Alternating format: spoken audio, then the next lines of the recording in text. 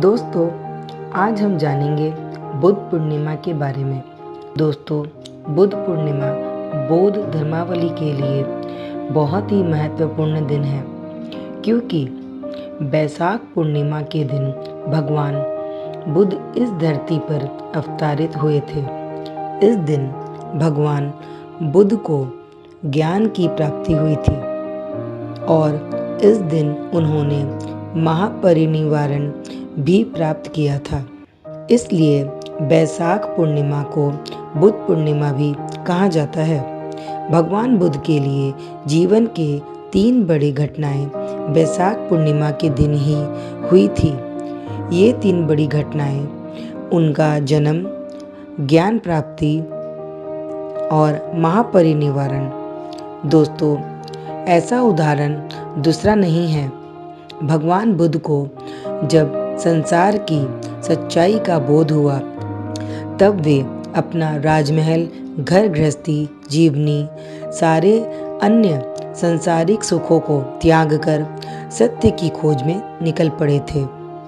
लगभग 7 वर्षों तक कठिन तपस्या के बाद बैसाख पूर्णिमा के दिन बोध गया, जो कि बिहार में है, बोध वृक्ष के नीचे उन्हें ज्ञान की प्राप्ति हुई। इसी वजह से इस दिन को बुद्ध पूर्णिमा के रूप में मनाया जाता है। बुद्ध पूर्णिमा का दिन सिर्फ बौद्ध धर्म के लोगों के लिए ही नहीं, बल्कि हिंदू धर्म के लोगों के लिए भी बहुत ज़्यादा पवित्र दिन है। दरअसल हिंदू धर्म का मानना है कि भगवान बुद्ध हिंदू देवता भगवान विष्णु के 9वें अवतार है। इसीलिए हिंदू धर्म में भी इस दिन को श्रद्धा और भक्ति भाव से मनाया जाता है। यही कारण है कि बोध गया हिंदू और बौद्ध धर्म वालियों का एक पवित्र स्थान है। दुनिया भर से यहाँ हिंदू और बौद्ध धर्म के लोग यहाँ पर दर्शन करने के लिए आते हैं। इसी दिन को सत्य विनायक पूर्णिमा के तौर पर भी मनाया जाता है। मान्यता है कि भगवान कृष्ण के बचपन के दोस्त सुदामा बहुत गरीब थे। एक बार वे श्री कृष्ण से मिलने के लिए उनके राजमहल में आते हैं। तब श्री कृष्ण ने सुदामा को उनके कष्टों का निवारण करने के हेतु सत्य विनायक व्रत करने का सुझाव दिया था। सुदामा ने श्री कृष्ण की बात मानी और इस व्रत को विधि के अनुसार ही पूरा किया। उनके कष्टों का निवारण हो गया। दोस्तों, इस दिन धर्मराज की पूजा भी की जाती है। कहते हैं कि सत्य विनायक व्रत से मृत्यु के देवता धर्मराज खुश हो जाते हैं और उनके प्रश्न होने से अकाल मृत्यु का भय दूर हो जाता है, यानी कि मानो खत्म ही हो जाता है। पूर्णिमा का दिन विष्णु भगवान को समर्पित है। पूर्णिमा के दिन तीर्थ स्थानों में स्नान करना पाप का नाशक माना जाता है। लेकिन बैसाख की पूर्णिमा बहुत ही खास है। इस दिन सूर्य अपनी उच्च राशि मेष में होता है और चंद्र भी अपनी उच्च राशि तुला में होता है।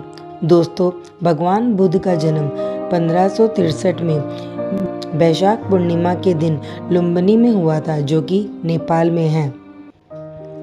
दोस्तों, भगवान बुद्ध का जन्म 1563 में बैसाख पूर्णिमा के दिन लुम्बिनी, जो कि नेपाल में है, साकाल कुल के राजा सुधोधन और महारानी महामाया के घर में हुआ था।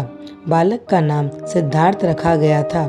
गौतम गोत्र में जन्म लेने के कारण उनको गौतम भी कहा जाता था। उनकी माता का निधन उनके जन्म के 7वें दिन ही हो गया था। ऐसा कहा जाता है कि सिद्धार्थ के जन्म समारोह के दौरान ही एक साधु ने बालक सिद्धार्थ का भविष्य पढ़ते हुए ये बताया था कि या तो ये बच्चा महान राजा बनेगा या तो महान पवित्र पथ प्रदर्शक। इनका लालन पालन महारानी की सगी छोटी बहन प्रजापति गौतमी ने किया था। गौतम के मन में बचपन से ही अपार दया भी थी। किसी का दुख और दर्द वे देख नहीं सकते थे। सिद्धार्थ के चचेरे भाई द्वारा तीर से घायल हंस की उन्होंने खूब सेवा की और प्राणों की रक्षा भी की थी। दोस्तों, सिद्धार्थ ने गुरु विश्वामित्र से वेद पुराण, राजकार्य और युद्ध विद्या सीखी थी। कुश्ती और तीर कमान चलाने में भी वे माहिर थे। दोस्तों, 16 वर्ष की उम्र में सिद्धार्थ का विवाह राजकुमारी यशोधरा के साथ में किया गया था। पिता द्वारा सारी सुख सुविधाएं का प्रबंध किया गया। राजकुमार सिद्धार्थ और राजकुमारी यशोधरा को एक पुत्र की प्राप्ति हुई, जिसका नाम राहुल रखा गया। राजमहल सारी सुख सुविधाएं से भरा हुआ होने के बाद भी सिद्धार्थ का मन राजमहल में कभी नहीं लगता था। फिर जीवन के सच्चे रंग जन्म, जवानी, बुढ़ापा, रोग, मृत्यु, सन्यासी देखने के बाद उनका संसार से मोह खत्म हो गया और संसारिक समस्याओं से दुखी होकर सिद्धार्थ 29 साल की आयु में घर छोड़कर चले गए, जिसे बौद्ध धर्म में महाभीन शरीमम कहा जाता है। बिना अन्न जल ग्रहण किए हुए 6 साल की कठिन तपस्या के बाद 35 साल की आयु में बैसाख पूर्णिमा की रात निरंजला नदी के किनारे पीपल के पेड़ के नीचे सिद्धार्थ को ज्ञान की प्राप्ति हुई। ज्ञान की प्राप्ति के बाद से ही सिद्धार्थ बुद्ध के नाम से जाने जाते थे। जिस जगह पर उनको ज्ञान की प्राप्ति हुई थी उसे बोध गया और जिस वृक्ष के नीचे उन्हें ज्ञान की प्राप्ति हुई थी उसे बोध वृक्ष कहा जाता है। बोध का मतलब होता है ज्ञान प्राप्त होना और संसार के मोह माया से छुटकारा पाना।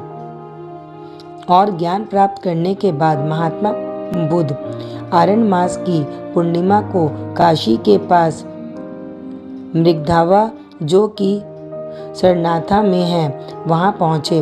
वहीं पर उन्होंने सबसे पहले धर्म उपदेश दिया, जिसे बौद्ध ग्रंथों में धर्म चक्र प्रवर्तन कहा जाता है।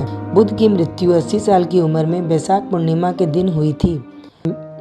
देवरी जिले के कुशीनगर में चुंदड़ द्वारा किए गए भोजन को खाने के बाद ही हुई थी, जिसे बौद्ध धर्म में महापरिनिर्वाण कहा जाता है। इस वक्त विश्व में लगभग 180 करोड़ लोग बौद्ध धर्म के अनुयायी हैं और बुद्ध पूर्णिमा बौद्ध धर्म के अनुयायी के लिए सबसे बड़ा त्योहार होता है। दिल्ली संग्रहालय में बुद्ध की अस्थियों को सुरक्षित रखा गया है, लेकिन बैसाख पूर्णिमा के दिन उन अस्थियों को लोगों के दर्शन हेतु बाहर निकाला जाता है, जिससे कि बौद्ध धर्मव्रती वहां आकर प्रार्थना कर सके। बुद्ध पूर्णिमा को अलग अलग देशों में अलग अलग नामों से जाना जाता है। दोस्तों, बुद्ध पूर्णिमा का त्योहार Bharat, Nepal, Singapore, Thailand, Japan, Malaysia, Indonesia, Pakistan तथा अन्य कई देशों में भी मनाया जाता है। दोस्तों, मुझे उम्मीद है कि मैंने इस छोटे से वीडियो में आपको बुद्ध की यानी कि सिद्धार्था की बहुत सारी जानकारी दी होगी। अगर आपको इसके अलावा अन्य और कोई जानकारी भी चाहिए, मुझे कमेंट में ज़रूर पूछें और बने रहिए नेहा खेतान के साथ में ऐसी और भी कई जानकारी के लिए और मोटिवेशनल स्टोरीज़ के लिए। अगर आपको इस वीडियो में कोई और जानकारी चाहिए तो प्लीज़ मुझे कमेंट में पूछना ना भूलें। Thank you.